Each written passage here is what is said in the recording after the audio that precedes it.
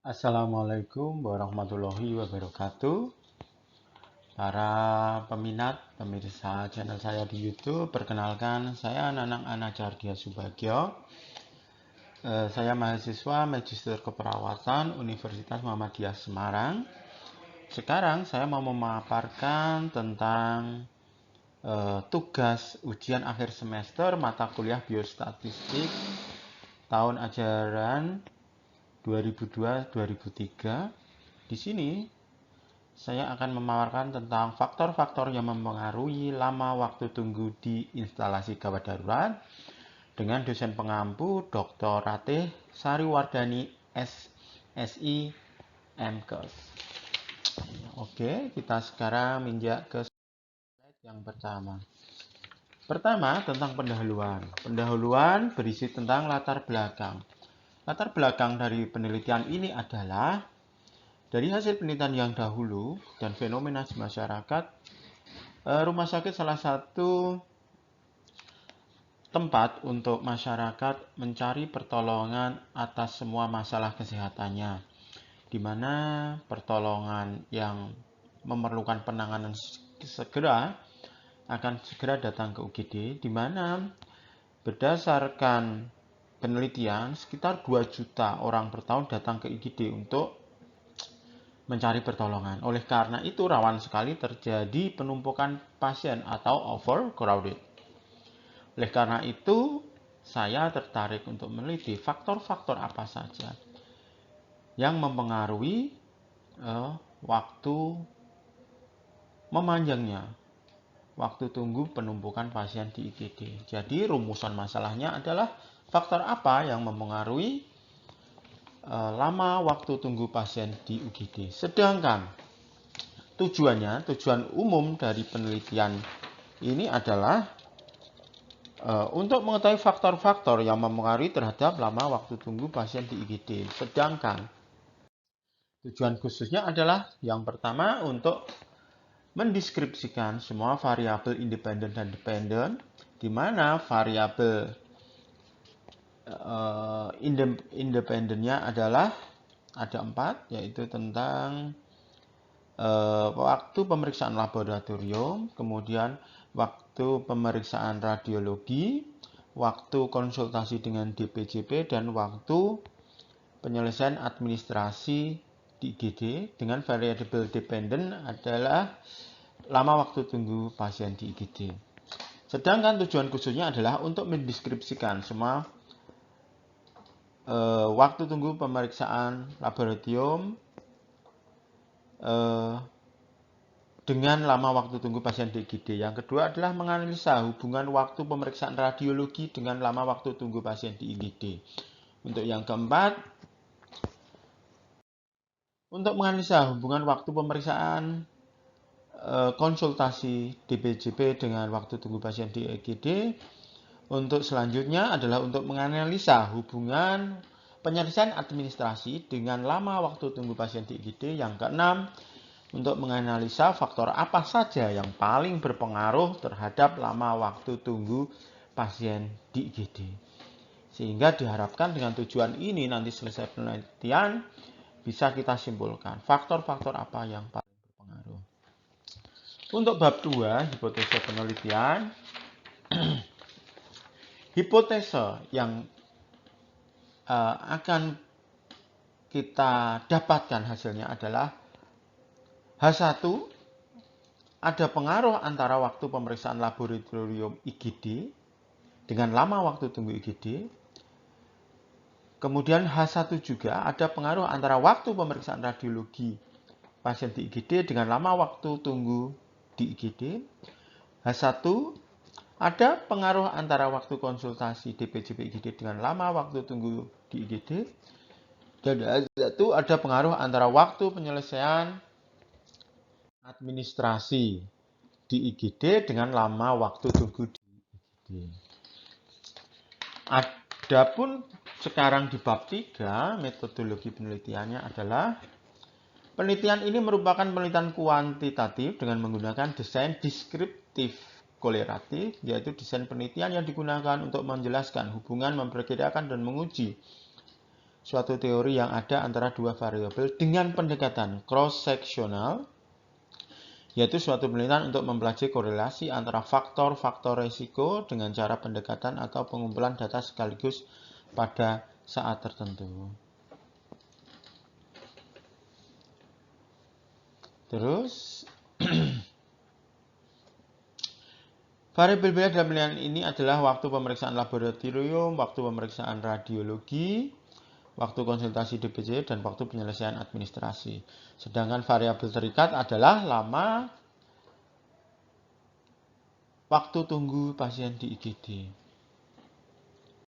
Kemudian definisi operasionalnya, untuk variabel dependen waktu tunggu pemeriksaan laboratorium, definisi operasional adalah waktu yang diperlukan untuk menyelesaikan pemeriksaan laboratorium sampai hasil diterima kembali di IGD rumah sakit. Dengan standar yang telah disepakati di rumah sakit kami adalah 120 menit. Untuk parameternya, waktu pemeriksaan laboratorium itu sendiri, waktu penerimaan hasil di IGD.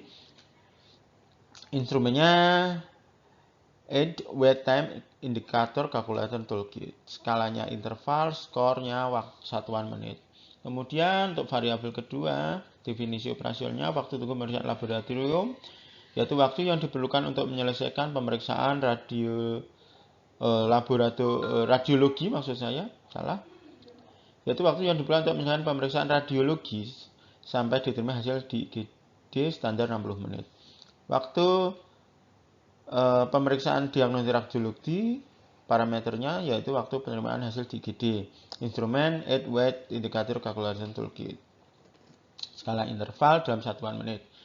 Kemudian definisi operasional yang ketiga, waktu tunggu konsultasi di PJP, yaitu waktu yang diperlukan untuk konsultasi sampai akhirnya di posisi akhir oleh dokter standar adalah 60 menit, yaitu waktu mulainya dokter jaga konsultasi sampai dengan diterimanya disposisi dari DPJP. Instrumen Aid Wait Time Indicator Calculating Toolkit, skala interval, skor dalam satuan menit. Kemudian definisi operasional berikutnya adalah waktu tunggu penyelesaian administrasi, yaitu waktu yang diperlukan keluarga atau pasien untuk menyelesaikan administrasi rawat IGD. Standarnya waktu 60 menit, yaitu waktu dimulainya pasien melakukan pemberesan administrasi di IGD. Terus Pak instrumen yang digunakan Aid Wait Time Indicator Calculator Toolkit, skala datanya interval, skor dalam satuan menit. Kemudian variabel dependen, definisi operasionalnya, lama waktu tunggu di UGD, yaitu interval antara waktu pendaftaran sampai dengan pasien meninggalkan UGD untuk masuk ke ruang rawat inap.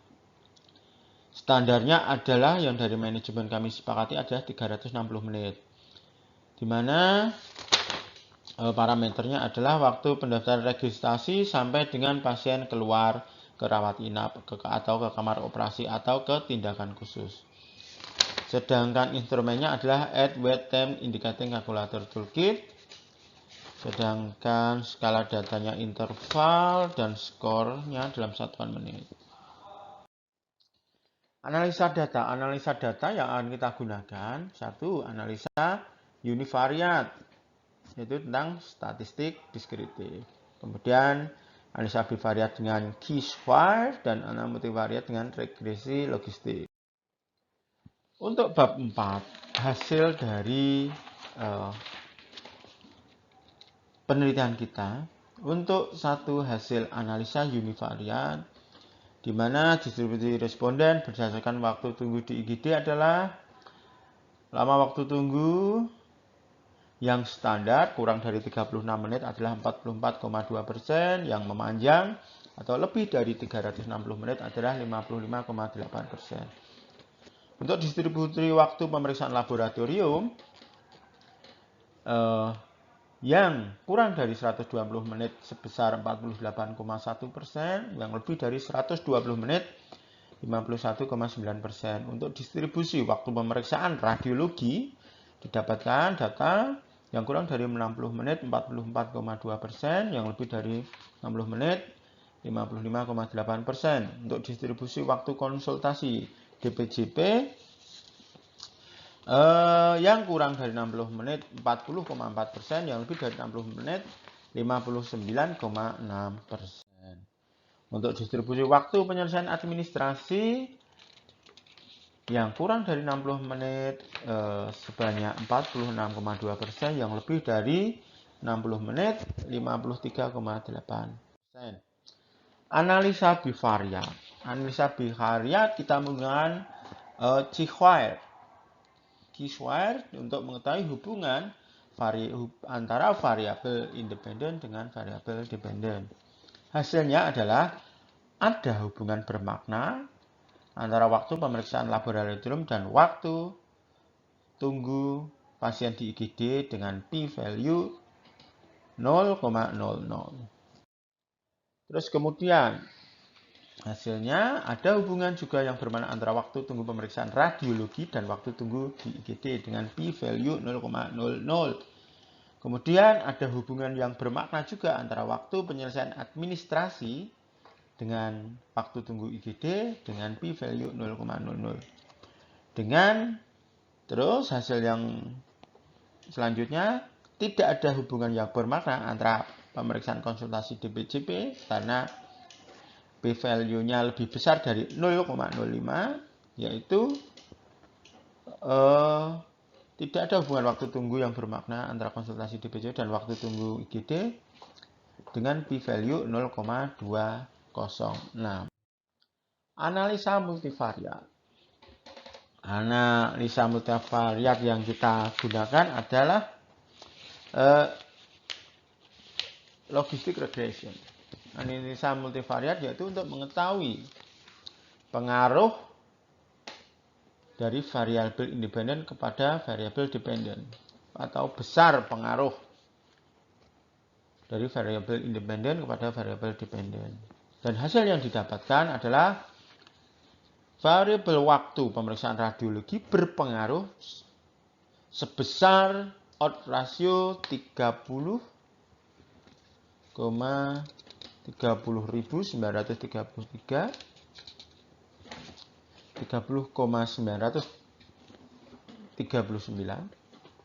Kemudian variabel waktu penyelesaian administrasi berpengaruh sebesar odds ratio 28,976.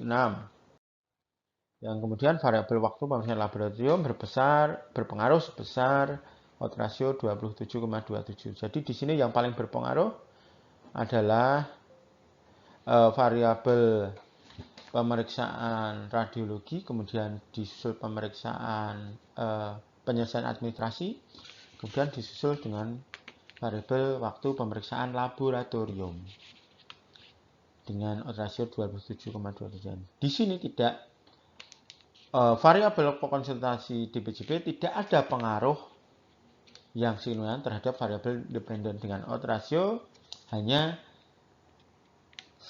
1290, sehingga tidak ada hubungannya, tidak ada pengaruhnya.